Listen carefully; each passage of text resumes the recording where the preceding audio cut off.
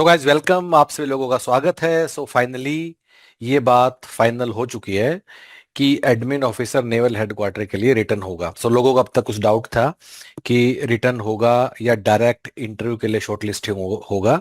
तो यूपीएससी ने क्या किया, ये कंफर्म कर दिया है कि आपका भी पेपर होगा। और पेपर कब होगा? पेपर होगा 27 सितंबर 2026 को, अप्रोक्सीमेटली 5 महीने बाद।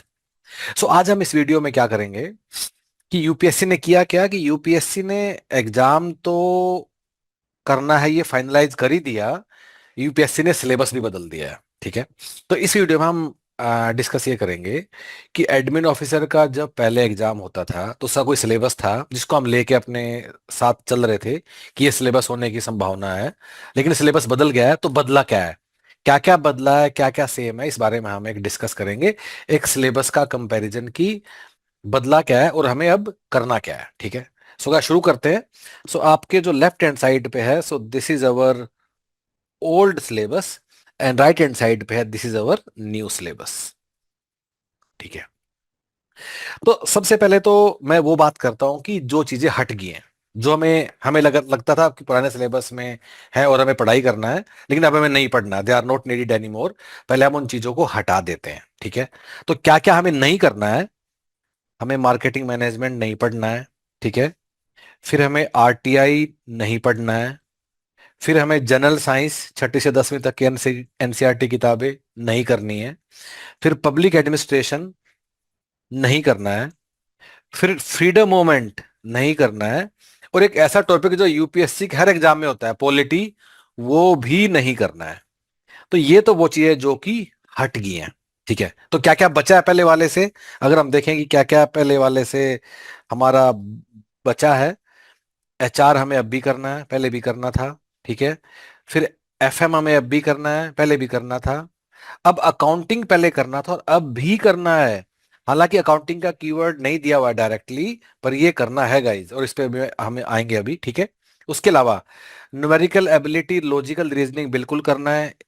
सो गाइज ये इसी का नया नाम है, जनरल मेंटल एबिलिटी इसी का नाम है, तो उसमें कुछ भी बदलाव नहीं है, ये हमें करना ही करना है। फिर कंप्यूटर एप्लीकेशन, कंप्यूटर नॉलेज, कुछ भी बोल दो, ये हमें करना ही करना है। फिर डेवलपमेंट इश्यूज, इसमें कुछ नहीं होता, बस आपको सरकारी स्कीम्स याद करनी होती है सारी, ये भी करना है। करंट इवेंट ऑफ कोर्स करना ही करना है।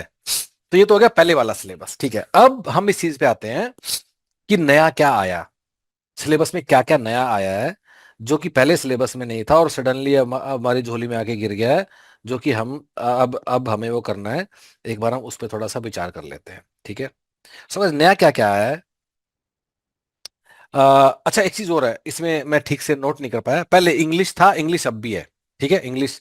तो यहाँ जो पुराने वाला सिलेबस था, इसमें आई थिंक मैं लिख नहीं पाया, ENGLISH, ये पहले था और ये अब भी है। ठीक है। तो एक बार हम इंग्लिश को भी हरे में, हरे रंग से हम इसको पोत देते हैं। ठीक है, डन। ओके। अब हम आते हैं कि क्या क्या नया आया है। ठीक है।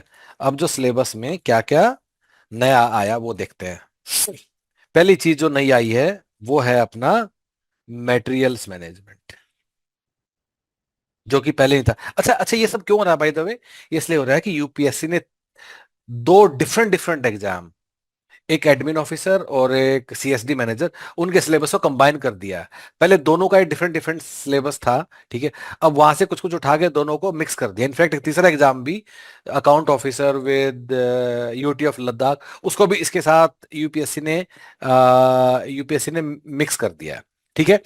सो गाइज इन अ वे अब हमारे पास नया क्या आया, अगर हम इस चीज को देखें, मेटल मैनेजमेंट नया आया है। फिर दूसरा, इंडियन इकोनॉमी नया आया है। मेटल मैनेजमेंट नया आया है, फिर इंडियन इकोनॉमी नया आया है। इसके अलावा कुछ और है जो कुछ नया आया है? इसके अलावा ऐसा कुछ भी नहीं है जो कि नया आया है। कुछ चीजें हटी ही है, जैसे मार्केटिंग हट गया, आरटीआई हट गया, जनरल साइंस हट गया, public administration, Indian freedom movement, Indian polity, सब हट गया है। और नया क्या जुड़ा है? सिर्फ दो चीजें, क्या?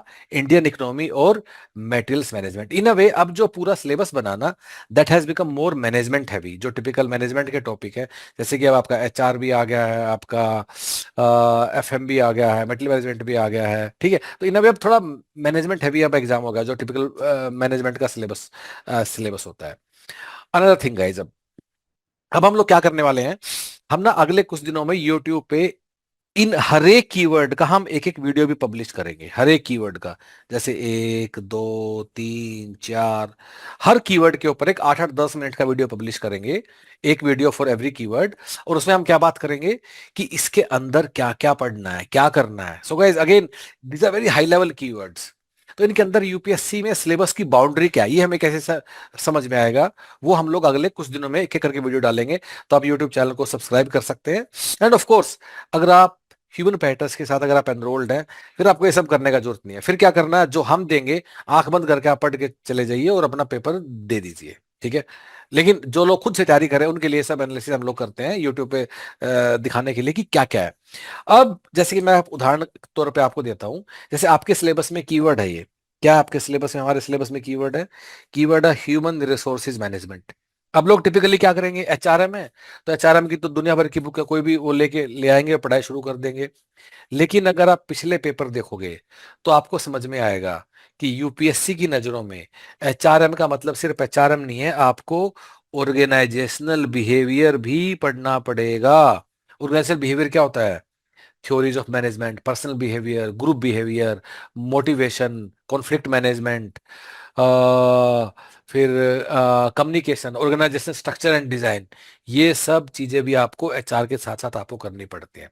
सिमिलरली जब हम फाइनेंशियल एप्टीट्यूड की बात करेंगे, तो आपको एफएम तो करना ही है, आपको थोड़ा अकाउंटिंग भी करना है, और इसके अलावा आपको थोड़े से जो स्टैटिक इकोनॉमी वाले टॉपिक होते हैं, वैसे तो इंडियन इकोनॉमी भी आ गया करंट ट्रेंड में, लेकिन आपको ये सब भी करना है, capital market, money market, RBI क्या कर रहा है, इंश्योरेंस में क्या हो रहा है, तो ये सब भी चीजें करनी। तो अगेन, इनके ऊपर डिटेल्ड वीडियो हर एक कीवर्ड बाय कीवर्ड हम लोग पब्लिश करेंगे। तो आप यूट्यूब चैनल आप सब्सक्राइब करके आप keep on looking at that, की करना क्या है, बाउंड्री क्या है, किस डेप्थ तक हमें करना है, ठीक है। ऑफ कोर्स अगर आप हमारे साथ एनरोल करना चाहते हो, नथिंग लाइक इट, उसका तरीका क्या है कि आपको ह्यूमन पैटर्स की वेबसाइट पे जाना है। लाओ मैं आपको लेके चलता हूँ, और हम होम पेज पे चले गए, ठीक है। होम पेज पे जाएंगे तो वहां एक लिंक मिलेगा हमें, एडमिन ऑफिसर नेवल हेडक्वार्टर, उस पर क्लिक करेंगे, another page will open up. इसको आप अच्छे से गो थ्रू कर लीजिए, सारे एफएक्यू जरूर पढ़ने हैं, कोर्स का स्ट्रक्चर जरूर जरूर पढ़ना है। हम आपके घर प्रिंटेड बुक भेजेंगे, वीडियो क्लासेस है, हम लोग लाइव क्लासेस भी कर रहे हैं आपके लिए। कब से? 15 जून से 2 महीने के लिए, 15 जून से 15 अगस्त तक, 60 दिन के लिए हम आपको लाइव क्लास में भी टॉपिक्स कवर कराने वाले हैं। सो बड़ा सिस्टमेटिकली ऑर्गेनाइज करके आपके लिए कोर्स बनाया है। Go through all the FAQ, if you like it तो आपको यहीं ऑनलाइन पे करके आप एनरोल कर लीजिए। हमारी सलाह है कि पूरे कोर्स में एनरोल एनरोल करना है। और कोई भी डाउट है, you can always come back to us. Number video में नीचे भी दिया हुआ है।